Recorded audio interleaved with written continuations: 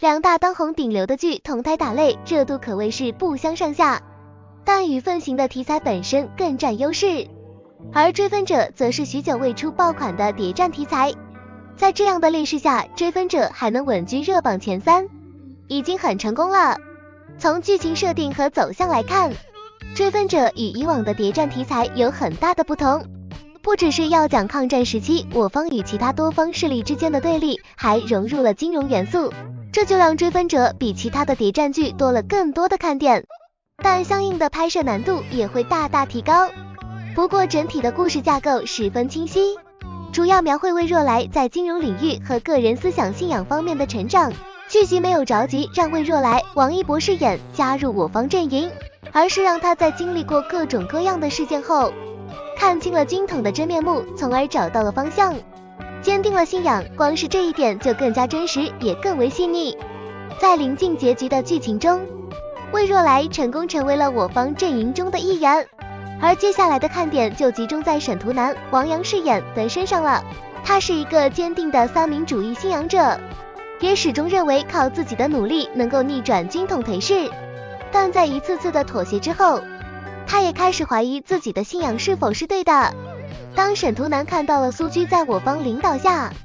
人民生活富足快乐，再次让他动摇。接下来他很有可能受到妹妹和徒弟魏若来的影响，加入到正确的阵营中。看着这样的剧情走向，已经让人忍不住期待新铁三角的形成了。而追分者之所以成功，又不仅仅是剧情符合逻辑，演员的表现也同样拿得出手。最让人担忧的王一博，在这部剧中终于完成了演技蜕变。他演出了前妻魏若来虽然跟随师父沈图南信仰三民主义，但更多的是对师父知遇之恩的报答。此时能够感受得到，在接连几次事件发生后，魏若来的情绪波动和转变。真正选对了阵营，加入我方组织之后的魏若来，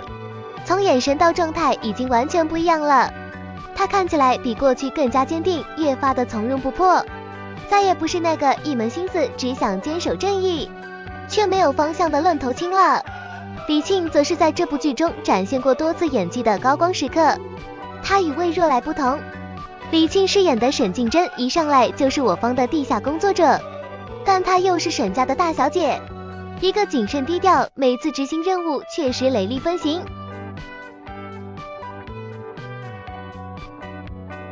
手无缚鸡之力，更别说拿枪打仗了。这样一个双面人物，在李沁的演绎下，既让观众相信他是那个有坚定信仰和理想的追随者，同时也演出了养尊处优富家女的单纯可爱。不过要说这部剧中最精彩的一个角色，就是沈图南。他是资深的金融家，尽管不是我方成员，但他也有自己的坚守和理想，是一个道不同但依然值得尊敬的人物。剧中沈图南和魏若来费力找到真相后，却发现背后的始作俑者竟然是自己的上级，那种痛恨却又无奈的感觉，被王阳演得既苦涩又真实。在他看到我方领导下的苏区一片祥和，正在井然有序地建立起新秩序时，王阳演出了沈图南眼神中的向往和欣慰。可以说这几位演员都贡献了精湛的演技水准。由于在这部剧中几人饰演的都是革命者，偶尔打扮得光鲜亮丽，但大部分时候几乎都是以素颜的状态刻画角色，因此颜值和美貌都被遮住了。即便是李沁饰演的女主角，在回到解放地后，穿上一身军装，彻底卸掉了浓妆，能够清晰地看到她脸上的瑕疵，各种色斑毛孔应有尽有。王一博的脸上则是泛着一层红光，像是晒伤了一般，还有一些痘印痕迹，显然也没有化妆。还有在剧中饰演牛春苗的兰西亚，更是穿得土里土气的，故意扮成村妇的样子。但精心打扮一番之后，这部剧中的演员在现实生活中却是个个帅哥美女。在追分者的见面会上，几人可谓是大变样。摘掉帽子的王一博穿着一件蓝白格子外套，搭配黑色 T 恤衫和深蓝色牛仔裤，时尚感爆棚。换回酷盖发型的王一博，少年感扑面而来。可以看得出来，王一博的状态很好，皮肤远比剧中更光滑，而在现场还秀了一波滑步。与剧中稍显沉闷的魏若来不同，王阳不愧是中年演员中的顶流，明明已经40岁开外了，但还是无比清爽，身材保持得很完美，脸上的皮肤相当紧实，哪怕是穿着一身黑，魅力都挡不住。与王一博和剧中饰演黄秘书的宋帅同框，看起来并没有太大的年龄差，甚至有点同龄人的既视感，肉眼可见的变嫩了。不过笑起来的王阳眼角还是有明显的鱼尾纹的，法令纹也很清楚，但即便如此，王阳的脸依然让人觉得很自然，没有出现过度医美的问题。而摘掉了黄秘书的眼睛后，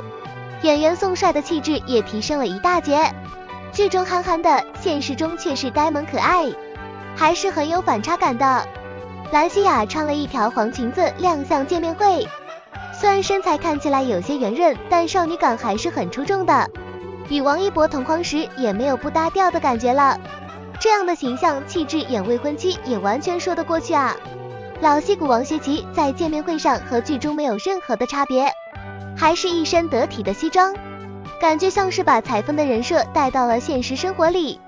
李沁的一双美腿简直杀分了，当天她穿了一套黑白拼色的套装，上半身裹得严严实实，下半身却露出了一双美腿，又白又嫩，修长纤细，简直太迷人了。由于追分者没给李沁秀身材的机会，在见面会上的她一改剧中的朴素，美美的打扮一番后，既精致又有新范儿，可谓是让人惊鸿一瞥。看到见面会上这些演员的状态，